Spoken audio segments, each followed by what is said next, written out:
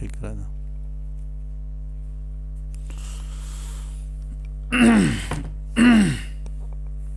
नमस्कार दोस्तों, study with मस्ती चैनल पर आप सभी लोग का स्वागत है।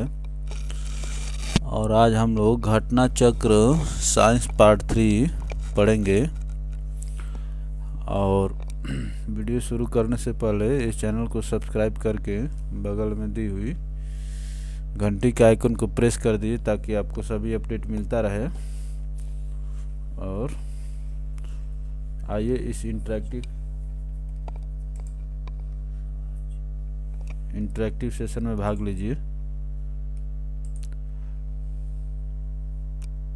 ठीक तो है।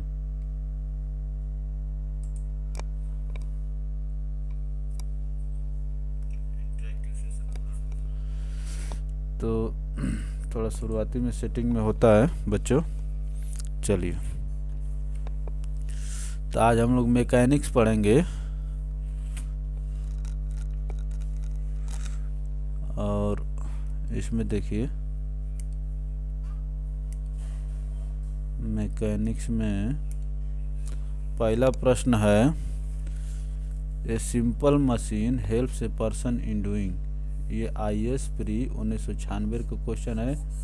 मैं आपको बता चुका हूँ कि साइंस का क्वेश्चन चाहे जब का हो, चाहे 20 वर्ष पहले का हो या 20 वर्ष बाद का हो या अब का हो, साइंस के क्वेश्चन नहीं चेंज होते हैं बच्चों। साइंस का कॉन्सेप्ट, थियरी सब वही रहती है, बस जो है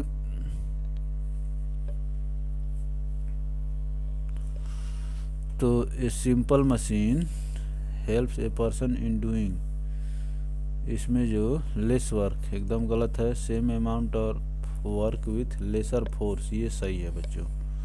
कम बल लगाकर सेम अमाउंट वर्क को हम कर पाते हैं सिंपल मशीन के माध्यम से। Same amount of work with slowly एकदम नहीं किया जाता है, कोई स्लोली करना भी नहीं चाहेगा। Same amount of work much faster, ये भी गलत है। सिंपल मशीन जो बच्चों, इसका ऑप्शन भी सही है। सिंपल मशीन क्या करती है कि सिंपल मशीन आपको कम बल लगाकर ज़्यादा से ज़्यादा काम करने में हेल्प करती है। ठीक है, तो चलिए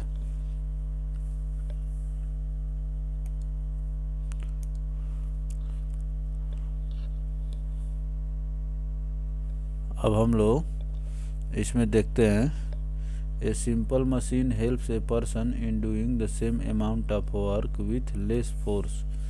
फिर example of simple machines are pulley, lever, wheel and screw, ये सब चीज़ होते हैं। जैसे इसमें जो आता है, जैसे मान ली कि नल वाला भी एग्जांपल आप समझ सकते हैं। जैसे नल हैंड पंप में देखते हैं, जो हैंड लगा रहता है, हैंड पंप में जो हैंड लगा रहता है, उसमें हम जो दूर पकड़कर चलाने पर, दूरी से पकड़ के चलाने पर आसानी से चलता है, लेकिन उसको नज़दीक पकड़कर चलाएंगे तो आसानी से नहीं चलता है। एक और दूसरा रीजन आप देखते हैं कि जो दरवाजे में घुंडी लगी रहती है खोलने और बंद करने की, वो भी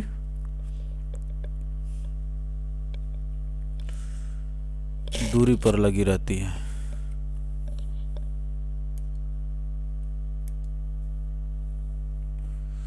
तो ये दूसरा प्रश्न चलते हैं। A man is standing in A sensitive balance if he inhales का मतलब कि सांस अंदर लेना, deeply the reading of the balance. अगर एक आदमी गहरी सांस अंदर लेता है तो सेंसिटिव बैलेंस में तराजू पर बैठे हुए आदमी का वजन क्या होगा? कम हो जाएगा बच्चों। ये क्यों को कम होता है? जैसे गुब्बारे में हवा भर देते हैं तो गुब्बारे का वजन कम हो जाता है बच्चों, ठीक है ना, ये ऊपर उड़ने लगता है। तो उसी सेंस पर अगर आदमी सांस गहरा अंदर लेता है तो उसका वजन जो है कम हो जाता है। ये UPPCS मेंस 2013 का प्रश्न है। तो चलिए देखिए मेंस इसमें क्या कह रहा है।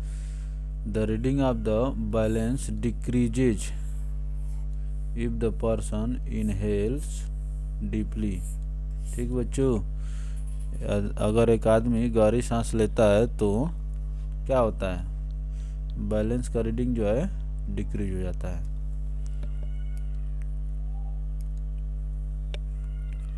तीसरा प्रश्न देखिए, which of the following is not a vector quantity. Vector और स्केलर क्वांटिटी आप पढ़े हैं। वेक्टर क्वांटिटी में क्या होता है कि मैग्नीट्यूड के साथ साथ डायरेक्शन भी रहता है, और स्केलर क्वांटिटी में केवल मैग्नीट्यूड रहता है। तो नॉट ए वेक्टर क्वांटिटी, कौन वेक्टर क्वांटिटी नहीं? तो क्या वॉल्यूम को देखिए, डिस्प्लेसमेंट जो है बच्चों ये वेक्टर क्वांटिटी है, ठीक है ना। तो नॉट ए वेक्टर क्वांटिटी, तो ये वेक्टर क्वांटिटी नहीं है। ये वेक्टर क्वांटिटी है तो मेरे प्रश्न का उत्तर नहीं हुआ, ये भी नहीं हुआ, ये भी नहीं होगा, ये आपका प्रश्न का उत्तर होगा। नॉट पूछा है बच्चों, नॉट ए वेक्टर क्वांटिटी, तो ये भी वेक्टर क्वांटिटी है, ये भी वेक्टर क्वांटिटी है, ठीक है ना। वॉल्यूम जो है नॉट ए वेक्टर क्वांटिटी, इसलिए यही आपका उत्तर होगा। और बिहार पीसीएस 2011 का एक का प्रश्न है ये, प्री का। देखिए इसमें क्या लिखा हुआ है, scalar quantity is defined as the quantity that has only magnitude. Scalar quantity में केवल मैग्नीट्यूड होता है बट नॉट डायरेक्शंस, वेयर है, जबकि vector quantity comprises both magnitude and direction. Vector quantity में मैग्नीट्यूड और डायरेक्शन दोनों होता है। यहाँ पर देखिए displacement, velocity, force are examples of vector quantity. इन सब के लिए एक दिशा की जरूरत होती है बच्चों, ठीक है ना। While the volume is a scalar quantity.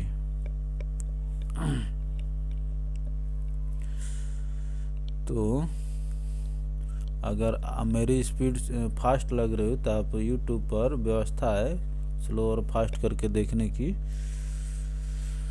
तो मैं ये मान के चल रहा हूँ कि आप स्टडी किए हैं, बस ये है कि प्रीवियस क्वेश्चन को आप ऑप्ट कर पा रहे हैं कि नहीं, और प्रीवियस क्वेश्चन कहाँ से और कैसे पूछे जाते हैं और किस लेवल से पूछे जाते हैं, और आप जो वर्तमान में तैयारी कर रहे हैं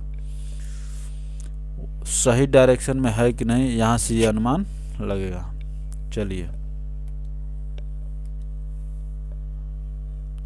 which of the following is vector quantity. इसमें आपको ये बताना है कि कौन एक वेक्टर क्वांटिटी है।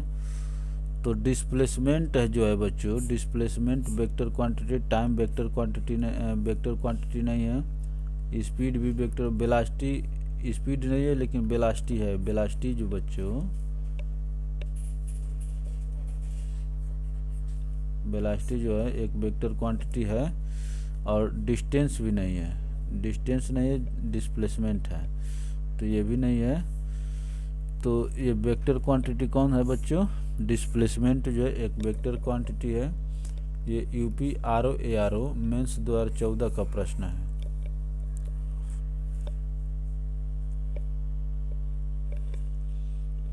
चलिए आगे चलते हैं, इसमें एक्सप्लेनेशन की जरूरत नहीं है।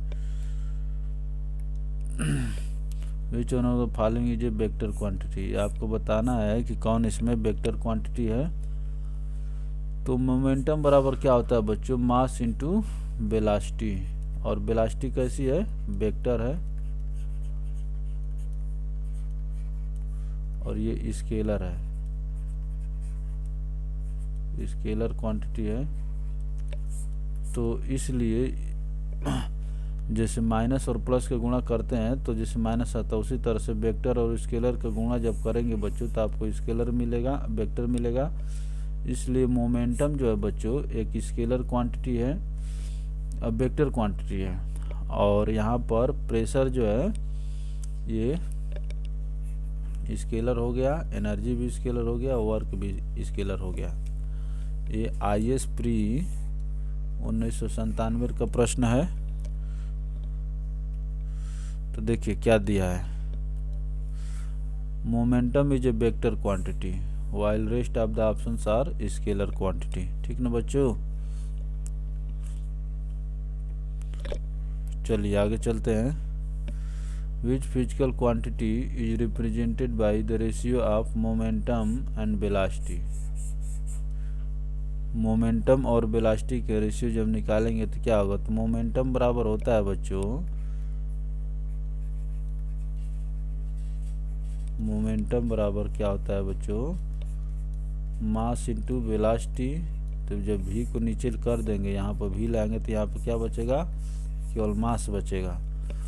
तो मोमेंटम और वेलोसिटी का जब रेशियो करेंगे बच्चों तो आपको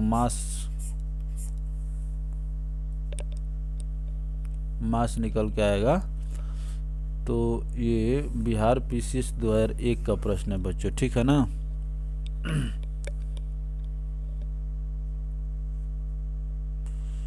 चलिए आगे चलते हैं। देखिए मोमेंटम बराबर मास इंटू वेलोसिटी, वेलोसिटी को जब नीचे कर देंगे तो मास बचेगा, इसीलिए मोमेंटम और वेलोसिटी का जो रेशियो आप निकालेंगे तो आपको मास निकलेगा। यही मेरे प्रश्न का उत्तर था। Force is the product of, force is the product of, force बराबर क्या आता है, mass into acceleration, mass into acceleration, ठीक है ना बच्चों। मास और एक्सीलरेशन का प्रोडक्ट जब आप करेंगे तो आपको फोर्स मिलेगा। और वेट क्या होता है बच्चों, वेट बराबर मास इंटू जी।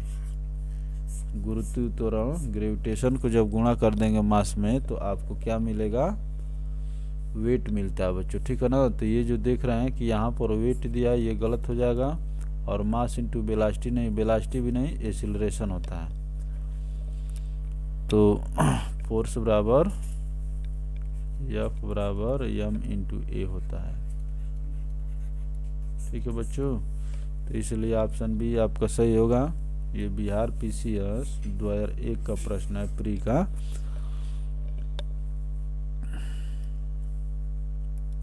चलिए, फोर्स बराबर मास इंटू एक्सीलरेशन, यही आपका यहाँ से हमको लर्न करना था और पूछा था, ठीक है ना।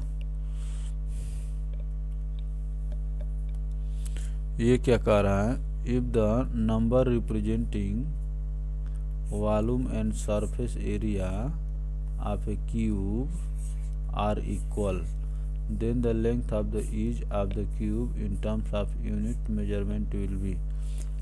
कह रहा है कि वॉल्यूम जो है, एक क्यूब जो है, एक क्यूब का वॉल्यूम और सरफेस एरिया अगर इक्वल होगा तो उस क्यूब की साइड क्या होगी, एज साइड। तो एक क्यूब का वॉल्यूम जो होता है बच्चों, v बराबर सरफेस एरिया, कहा है ना सरफेस एरिया। तो वॉल्यूम क्या होगा, ए क्यूब होगा, और सरफेस एरिया क्या होगा, 6a स्क्वायर होगा। ए स्क्वायर से स्क्वायर कट जाएगा, ए बराबर क्या होगा, 6 होगा। तो यही 6 यूनिट जो बच्चों आपका साइड होगी। ये IAS प्री 1997 में ये प्रश्न पूछा गया है।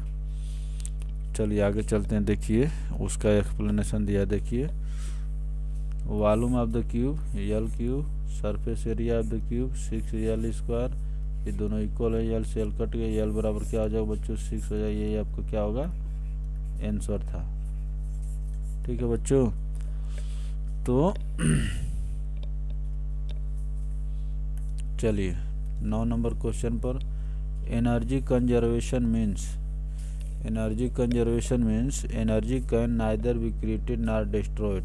ये वाला आपका आंसर सही होगा। Energy can neither be created, energy को ना तो बनाया जा सकता है, ना ही डिस्ट्रॉय किया जा सकता है, बस एक दूसरे से रूप चेंज होता है, ठीक ना।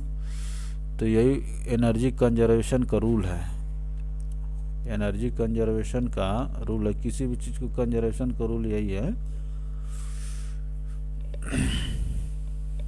ये MPPCS प्री 2000 का प्रश्न है, सन 2000 का में पूछा गया था। Law of conservation of energy states that energy can neither be created nor destroyed, rather it can only be transformed from one form to अनादर।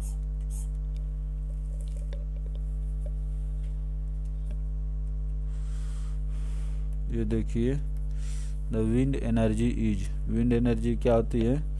हवा में कौन सी गति होती है बच्चों? काइनेटिक एनर्जी होती है। उत्तराखंड लोअर सबऑर्डिनेट, ये 2010 का में प्रश्न पूछा गया था, ठीक है ना बच्चों। काइनेटिक एनर्जी का फार्मूला क्या होता है? K बराबर 1/2 mv²। ये जो काइनेटिक एनर्जी का फार्मूला है बच्चों।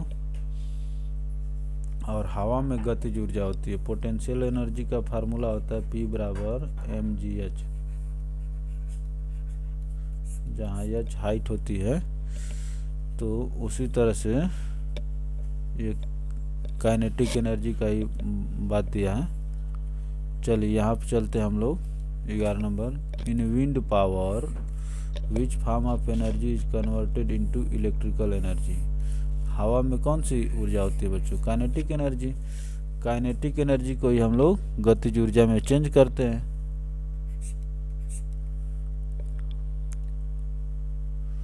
विंड पावर में काइनेटिक एनर्जी होती है बच्चों, ठीक है ना। उसी को हम इलेक्ट्रिकल एनर्जी में चेंज करते हैं टरबाइन और के माध्यम से।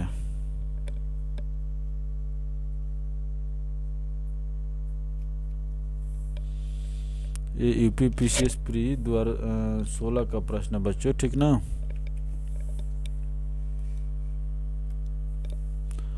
अब देखिए एनर्जी कन्वर्जन डिवाइस और मैकेनिज्म।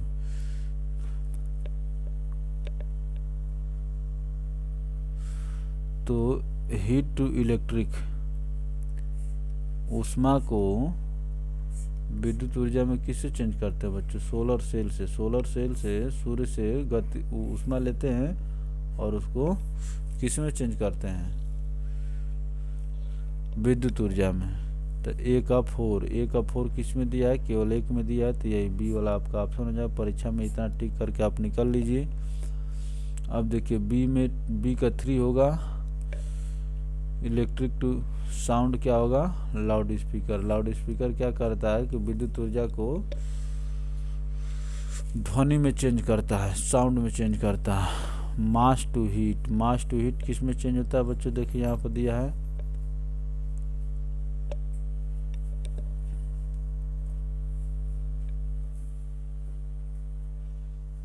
मास टू हीट किस में करता है? न्यूक्लियर रिएक्टर में।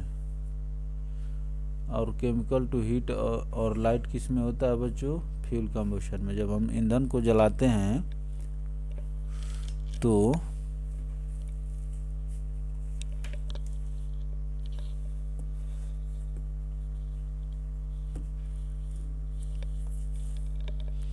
उससे ऊष्मा और प्रकाश निकलता है, ठीक है बच्चों। तो ये जो है D5 हो गया आपका। तो यही इस प्रश्न का उत्तर रहा। देखिए यहाँ पर अच्छे से दे दिया है। यही घटना चक्र की खूबसूरती है बच्चों। Heat to electricity solar cell, electricity sound loudspeaker, mass to heat nuclear reactor, और chemical to light heat and light fuel combustion.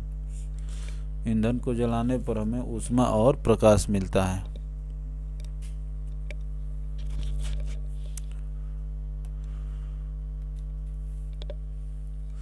अब देखिए आज द ट्रेन स्टार्ट्स मूविंग, माने खड़ी है ट्रेन। आज the train starts moving, the head of the passenger sitting inside lean backward, lean माने झुकना होता है, because of inertia of rest. एक आदमी जब ट्रेन में बैठा हुआ है और जब ट्रेन चलना स्टार्ट करती है तो आदमी का सर जो है पीछे की तरफ झुक जाता है। ये क्यों होता है? आदमी की शरीर जो है रेस्ट में रहना चाहती है, जबकि ट्रेन गतिशील हो जाती है तो नीचे वाला हिस्सा जो आगे बढ़ता है तो ऊपर वाला हिस्सा पीछे की तरफ जाता है, ठीक है बच्चों। ये यूपी यूडीए एलडीए का प्रश्न है, जिसको आप क्या कहते हैं? आरओ और एआरओ कहते हैं। ये द्वादश प्री का प्रश्न है, ठीक है बच्चों। तो ये उसी चीज़ का डिस्क्रिप्शन है।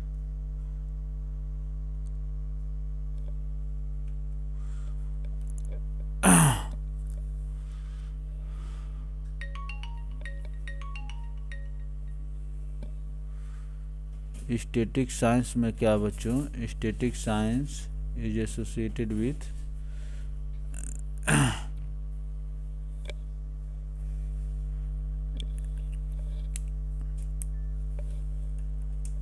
बोल दीजिए क्यों। Static science is associated with, static science किससे संबंधित है बच्चों, आप लोग जल्दी कमेंट करके बताइए। तो static science situation of rest से संबंधित है बच्चों, ठीक है ना।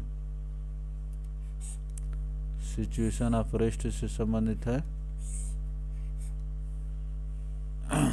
Static science situation of rest से संबंधित है। तो ये MPPCS प्री के 2012 का प्रश्न है, ठीक है ना। स्टैटिक साइंस जो है is associated situation of rest. अब चलिए अगले प्रश्न पर चलते हैं।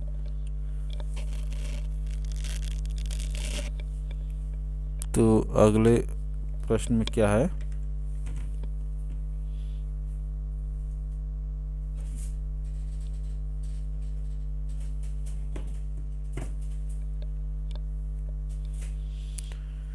तो इसमें देखिए statics is branch of mechanics associated with situation of rest.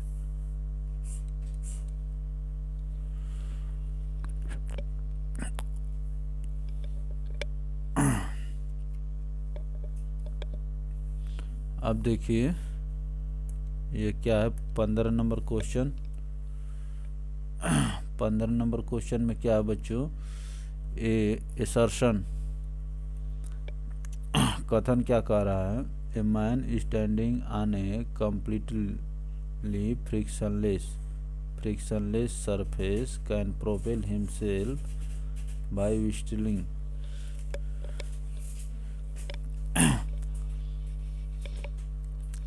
तो एक आदमी जो है फ्रिक्शनलेस घर्षण रहित फर्श पर मैंने बैठा और व्हीटलिंग, कहने का मतलब कि वो जो सांस को लेने मात्र से इधर उधर हो सकता है। और देखिए क्या कह रहा है कि बात एकदम सही है।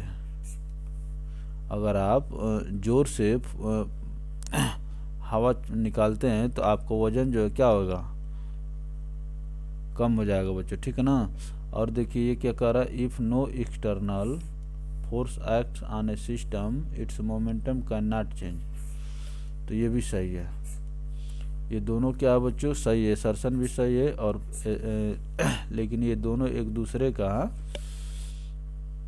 एक्सप्लेनेशन कह रहे हैं। तो both A and R are true but R is not correct explanation of A, यही वाला आपका सही होगा, ठीक है ना बच्चों।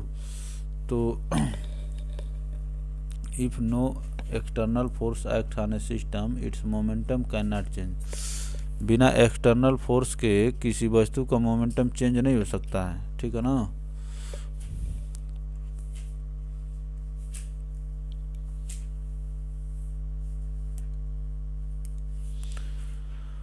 First statement can be explained on the basis of Newton's third law of motion.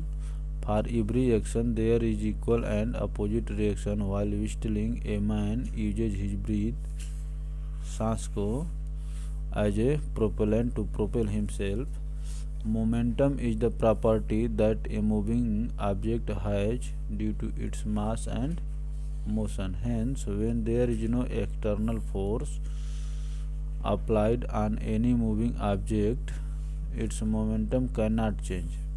Hence, statement A and R are true. Both are correct. ठीक है ना बच्चों, दोनों सही है। और देखिए तीसरा क्या कह रहा है, ये 16 नंबर प्रश्न। It is difficult to walk on the ice than on the road because, बर्फ पर चलना कठिन होता है रोड की तुलना में, क्यों? बताइए बच्चों, जल्दी से अपना कमेंट करके इसको बताइए आप लोग। क्यों? Ice has a lesser friction than road. बर्फ पर जो है कम घर्षण लगता है, इसीलिए बर्फ पर चलना रोड पर चलने की तुलना में कठिन होता है। Ice is harder than road, ये गलत है। रोड हार्ड ना होता है बच्चों, road is harder than ice. लेकिन ये प्रश्न का ये चीज़ सही है, लेकिन ये प्रश्न जो पूछ रहा है उस पर्सपेक्टिव में सही नहीं है। Ice does not offer any reaction. Any reaction क्यों नहीं होगा बच्चों? ये तो होता ही है, इसीलिए ये गलत हो गया। When we push it with our foot, ठीक है ना। तो it is difficult to walk on the ice than on the road because ice has a lesser friction than the road. ये यूपीपीसीएस प्री 1994 का प्रश्न है बच्चों, ठीक है ना। तो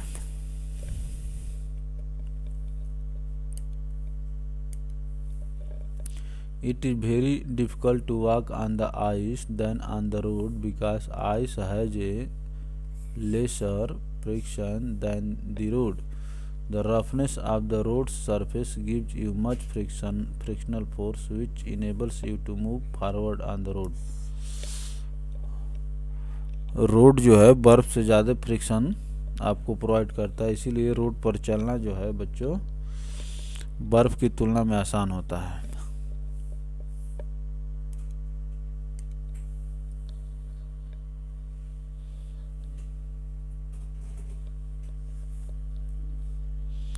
अब इसको देखिए।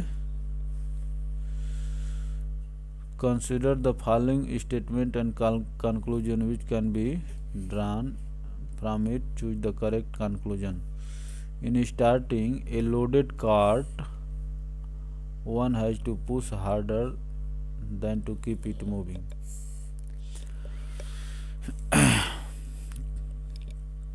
कहने का मतलब कि जो शुरुआत में जो है बच्चों, जैसे मान लीजिए कि ये ट्रक है, ये ट्रक है बच्चों, और शुरुआत में इसको चलाने के लिए जो बल लगता है, जब चलने लगता है तो उसको गतिशील रखने की तुलना में ज़्यादा लगता है। ये आपका स्टेटमेंट है, बात सही है। लेकिन अब इससे क्या अब निष्कर्ष निकलता है? The weight of the moving object is less. नहीं, वेट लेस नहीं होता है, सही है। ये जो है लेस नहीं होता है। Wheel tends to slip initially, ये भी। इसमें जो है बच्चों देखिए, ये there is a less friction once the cart starts moving.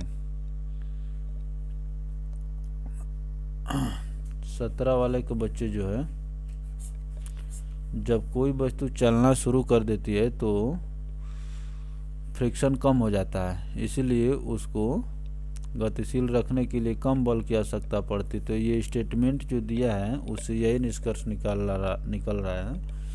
ये यूपीपीसीएस मेंस 2013 का प्रश्न है बच्चों, ठीक है ना। There is a less friction once the cart start moving. तो जब कोई वस्तु चलने लगती है तो उस पर फ्रिक्शन कम हो जाता है स्थिर अवस्था की स्थिति से। इसमें वही लिखा हुआ है, अगर आपको पढ़ना होगा तो आप इसको रोक के पढ़ लेंगे, ठीक है ना। अब देखिए बच्चों, for every action there is an equal and opposite reaction. The law was given by Newton. ये न्यूटन का थर्ड लॉ है बाबू, ये न्यूटन का थर्ड लॉ है। तो न्यूटन जी तो ये दिए थे, न्यूटन ने 3 नियम दिए थे, जिसमें से तीसरा नियम यही है। तो तीसरा नियम ये न्यूटन के द्वारा दिया गया है। UPRO मेंस 2017 का प्रश्न है।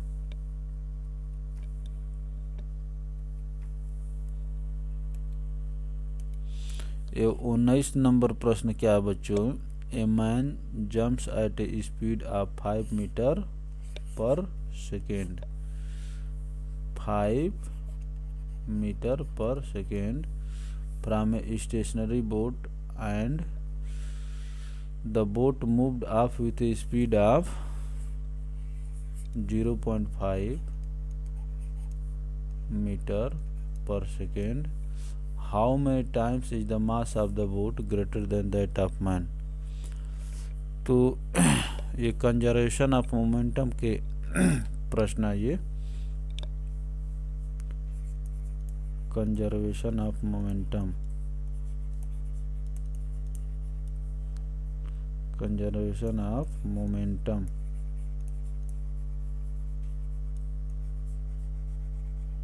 का ये प्रश्न है। इसमें होता क्या है बच्चों, जैसे मान लीजिए कि हम मान लेते हैं कि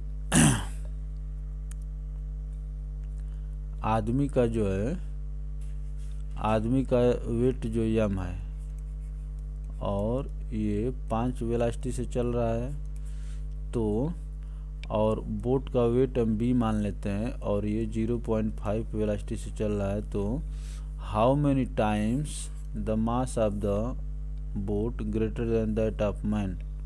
ठीक है ना। तो हम क्या करेंगे,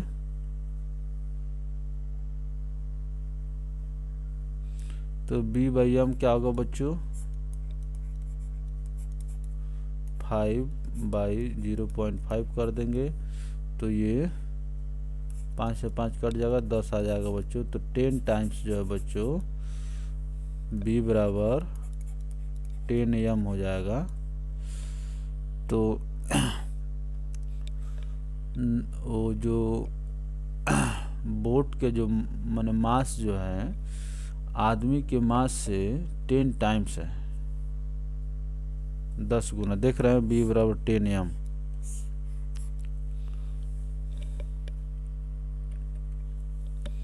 यही वाला प्रश्न देखिए, मान लीजिए कि अगर आदमी का यह मास यम है और बोट का यन है, तो इसे किया देखिए यन बाई यम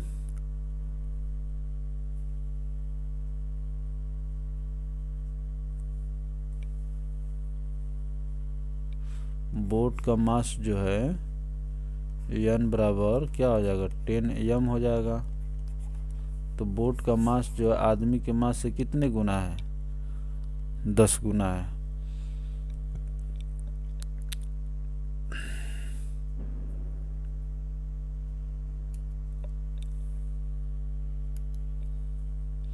अब देखिए 20 नंबर प्रश्न क्या कहता है, a truck, a car and a motorcycle have equal kinetic energy if equal stopping force are applied. ये देखिए इक्वल स्टॉपिंग फोर्स और ये भी इक्वल है, are applied and they stop after travelling a distance of X Y Z respectively. Then भाई हमारे और आपके पास एनर्जी जो है बराबर है, तो हमारे और आपके ऊपर जो बल लगाएगा तो हम लोग समान दूरी पर रुकेंगे। तो इसमें जो है ये सी वाला ऑप्शन सही होगा, एक्स वाई जेड जो डिस्टेंस है ये बराबर होगी तीनों के लिए।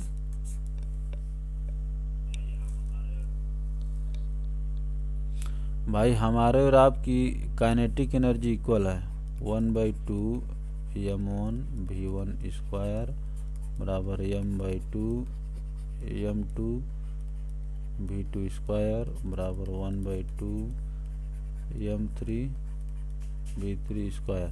जब काइनेटिक एनर्जी बराबर है बच्चों, तो हम लोग अगर समान बल लगा कर रोका जाएगा तो हम लोग समान दूरी चल पाएंगे।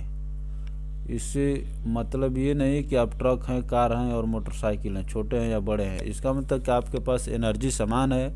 जैसे हम ही कह रहे हैं कि कोई छोटा आदमी हो, अगर उसके पास बल आपके बराबर हो तो आपसे लड़ेगा तो बराबरी में लड़ेगा। भाई आप बड़े हैं लेकिन बल उसके बराबर है, तो बल से ही तो लड़ना है, छोटे और बड़े से थोड़े लड़ना है। तो इसीलिए अगर एनर्जी समान है तो बच्चों वो समान दूरी तक ही ट्रेवल करेंगे।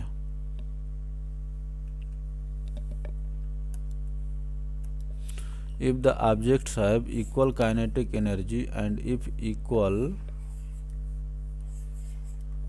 stopping force is applied on them, then they would stop at the same distance, hence x y बराबर z।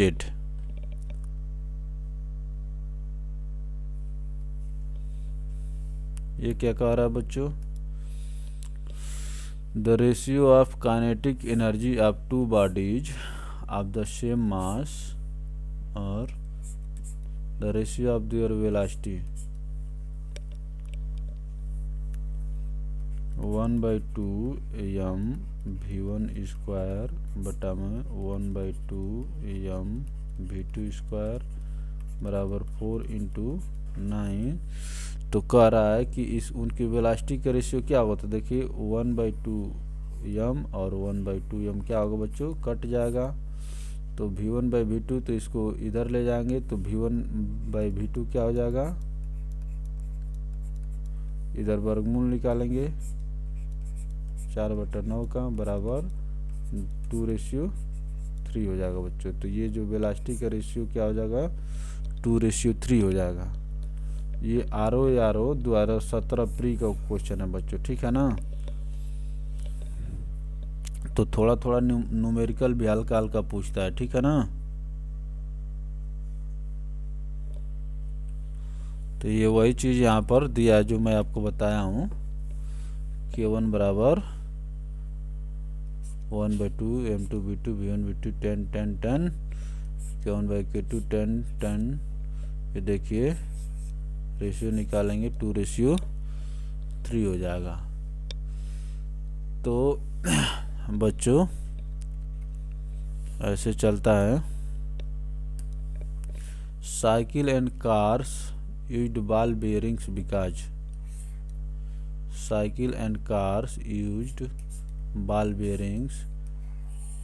साइकिल और कार में जो है वायरिंग क्यों लगाया जाता है? साइकिल और कार में वायरिंग्स क्यों लगाया जाता है बच्चों?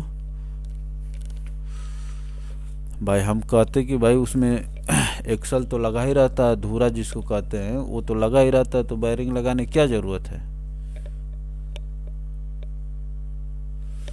द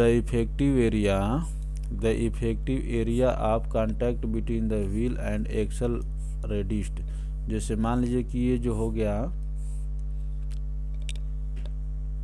मान लीजिए कि इसमें जो है ये एक्सल हो गया और ये आपका व्हील हो गया, एक्सल हो गया और ये व्हील हो गया, एक्सल हो गया, ठीक है ना बच्चों। इसमें ये छोटे छोटे बेरिंग क्यों लगाए जाते? क्योंकि ये जो छोटे छोटे जो छर्रा होते हैं इसके बच्चे, वो एरिया ऑफ कांटेक्ट को रिड्यूस कर देते हैं। The effective area of contact between the wheel and axle is reduced. इसीलिए बॉल बेरिंग का प्रयोग किया जाता है बच्चों, ठीक है ना।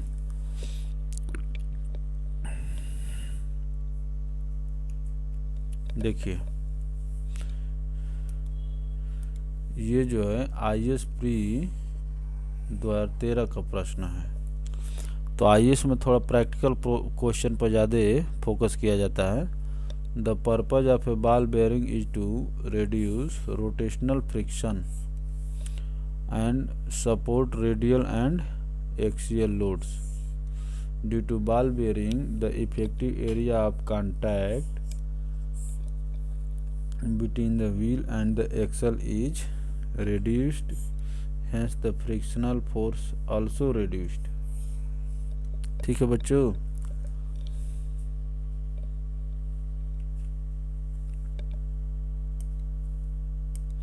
ये क्या कह रहता है?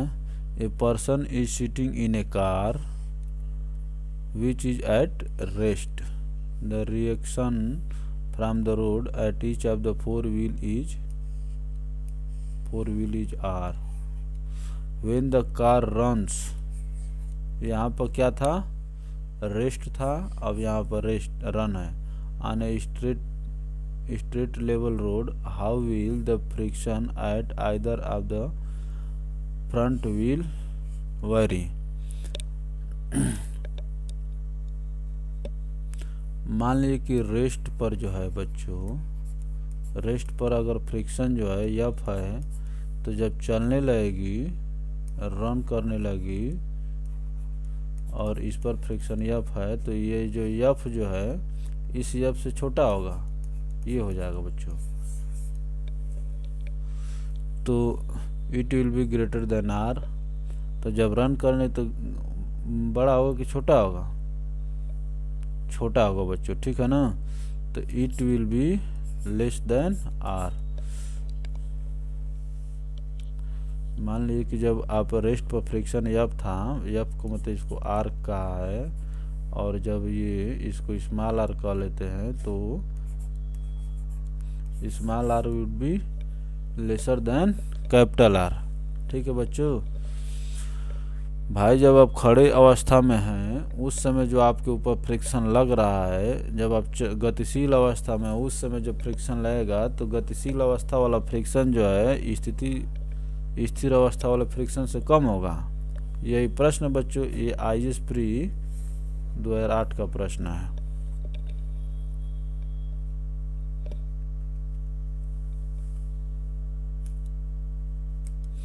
देखिए क्या कह रहा है कि dynamic friction of any object is proportional to adhesive reaction and less than static friction. D जो है बच्चों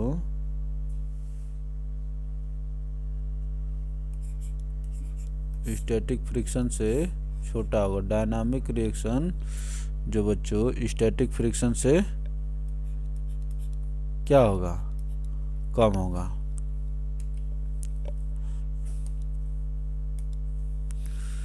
An oil tanker is partially filled with oil.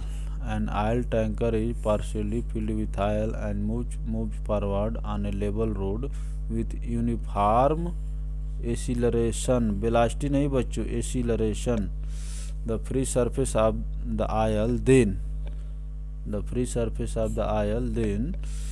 इसको समझाने से पहले मैं आपको इसको दिखाना चाहूँगा। देखिए कोई टैंकर है, इसमें ये बिफोर एक्सीलरेशन, ये जो है बच्चों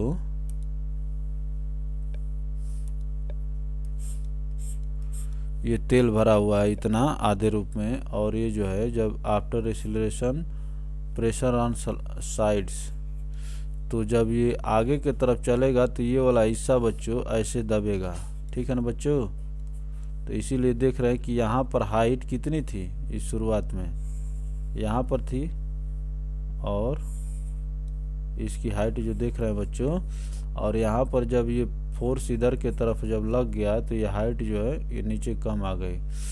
तो अब देखिए when an oil tanker is partially filled with oil and moves forward on a level road with uniform acceleration, the free surface of the oil then is inclined to horizontal with larger depth at the rear end. आपका जो पिछला हिस्सा होगा वहाँ पर larger depth मैंने ज़्यादा गहराई हो जाएगी बच्चों, ठीक है ना। तो ये फिगर जो मैं आपको समझाने के लिए लिया था अलग से, ताकि आपको समझ में आए। तो सी वाला ऑप्शन क्या दिया इसमें, of the oil then is incline to the horizontal with larger depth at the rear end. ये फिगर देखने के बाद ये आपका ये प्रश्न क्लियर हो गया होगा। भले आपको अंग्रेजी में न समझ में आया हो, लेकिन देखने के बाद जरूर क्लियर हो गया होगा, ठीक है ना। यही प्रश्न कह रहा था कि अगर स्थिर अवस्था में कोई टैंकर है, आधा भरा है, लेकिन इस पर जो है फ्रिक्शन ये फोर्स जो लगा है एक्सीलरेशन के साथ बच्चों, ये एक्सीलरेशन है ना कि वेलोसिटी है। अगर समान वेलोसिटी से चलेंगे तो नहीं होगा, ठीक है ना बच्चों। तो एसिलरेशन ये केयर करिएगा। एसिलरेशन में क्या करता है कि समान रूप से आपकी गति घट रही है या बढ़ रही है, दोनों होता है। एसिलरेशन नेगेटिव भी होता है। तो ये देखिए एक और मैं प्रश्न आपको अलग से जोड़ा हूँ। A vessel containing water is moving with a constant speed towards right along a straight horizontal path. Which one of the following diagram represents the surface of liquid? जब कांस्टेंट स्पीड से चलेगा बच्चों तो कोई चेंज नहीं होगा, यही वाला आपका आंसर होगा, ठीक है ना। लेकिन जब एक्सीलरेशन होगा, ये स्पीड है और ये क्या है, एक्सीलरेशन है।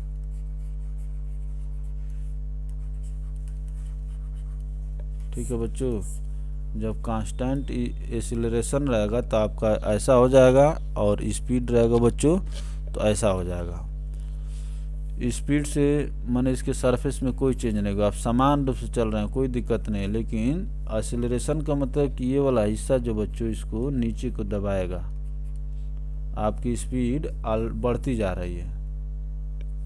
यहाँ पर स्पीड जो है बच्चों बढ़ती जा रही है।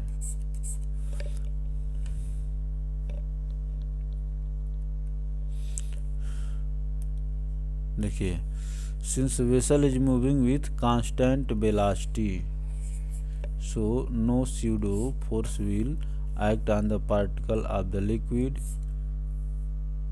No pseudo force, so profile of the liquid will be कैसा होगा, फ्लैट होगा। देख रहे हैं ना, ये फ्लैट है।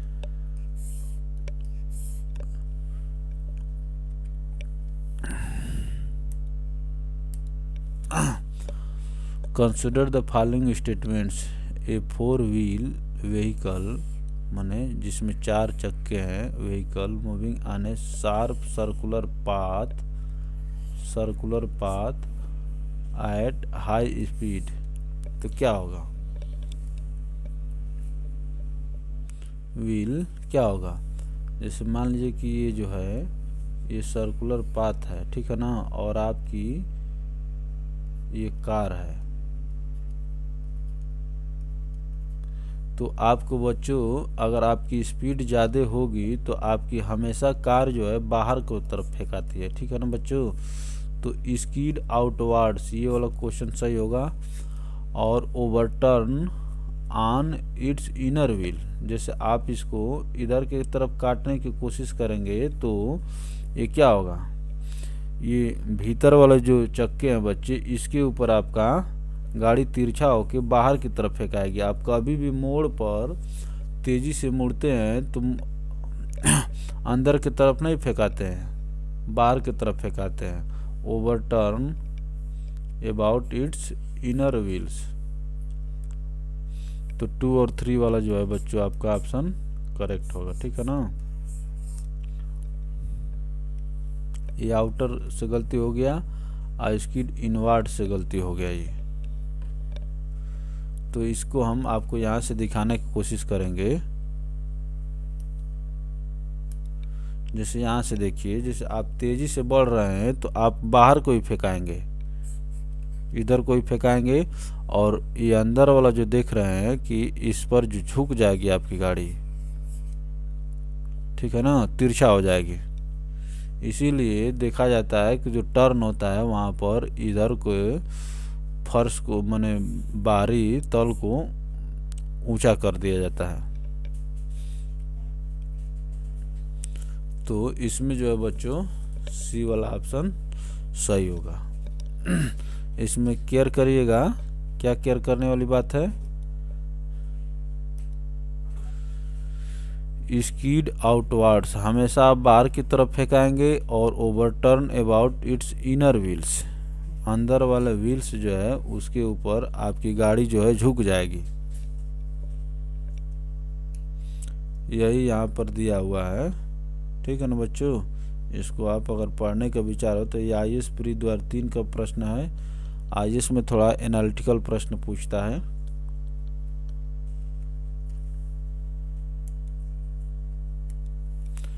A boatman hits a cricket ball, a batsman hits a cricket ball which then rolls on a level ground. After covering a short distance, the ball comes to rest. The ball slows to a stop. धीरे धीरे slow होते होते stop हो जाती है। इसका कारण क्या होता है बच्चों? इसका कारण क्या होता है? There is a force on the ball opposing the motion. भाई गेंद जाते जाते जाते जाते धीरे धीरे क्या होती है?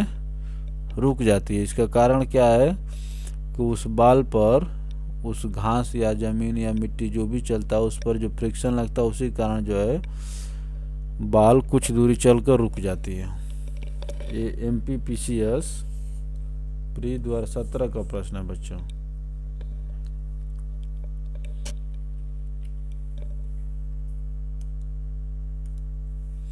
A batsman hits a cricket ball which then rolls on a level ground. After covering a short distance, the ball comes to rest because there is an external force.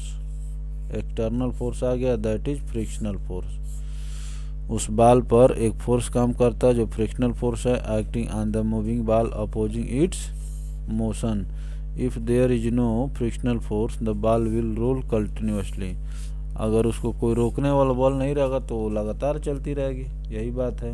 लेकिन प्रैक्टिकली ऐसा होता नहीं है कि किसी को कोई रोकने वाला बॉल ना हो। हर एक चीज़ को कोई ना कोई बल रोकने वाला होता है, चाहे धीमे रोकता हो या तेजी से रोकता हो। ये सिद्धांत में है कि कोई ऐसा फर्श हो जो इतना प्लेन हो जिस पर कोई फर्श ना हो, लेकिन प्रैक्टिकली ऐसा नहीं होता है। What is the correct equation for finding the acceleration? Acceleration क्या होता है कि वेग परिवर्तन की दर को ही त्वरण कहते हैं, परिवर्तन की दर को त्वरण कहते हैं। तो ये फाइनल वेलोसिटी हो गया और ये इनिशियल वेलोसिटी हो गया। फाइनल वेलोसिटी में से इनिशियल वेलोसिटी घटा देंगे तो आपको परिवर्तन मिलेगा, और जब दर निकाल देंगे तो वही आपका क्या होगा? एक्सीलरेशन होगा बच्चों, ठीक है ना। तो what is the correct equation for finding the acceleration? तो ये रहा आपका, ये UPPCS प्री 2003 का प्रश्न है।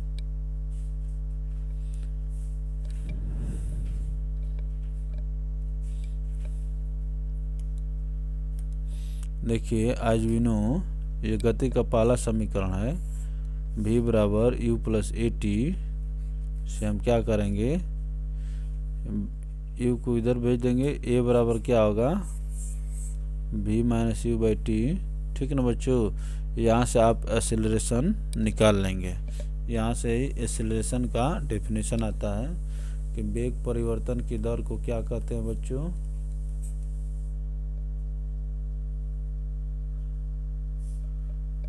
वेग परिवर्तन के दर को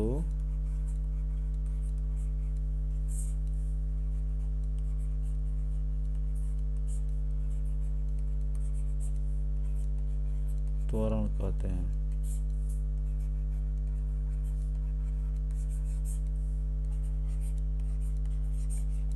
ठीक है ना बच्चों। तो ये रहा। अब 28 नंबर क्वेश्चन पर चलिए देखिए। क्वेश्चन कई बार पूछा गया है। The working principle of washing machine is.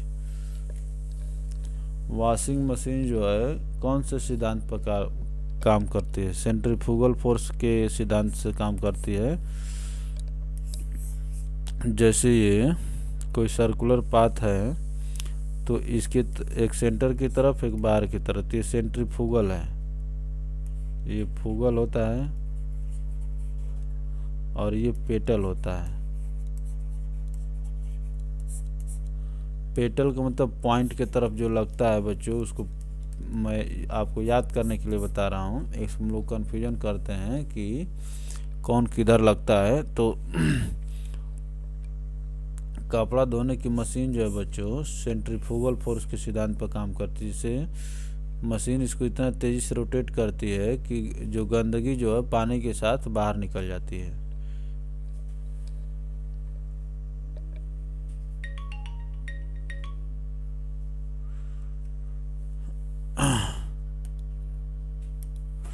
The working principle of a washing machine is based on centrifugation.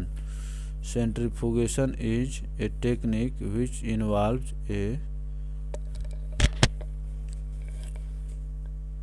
application of centrifugal force to separate particles from a solution according to their size, shape, density and viscosity of the medium and rotor speed।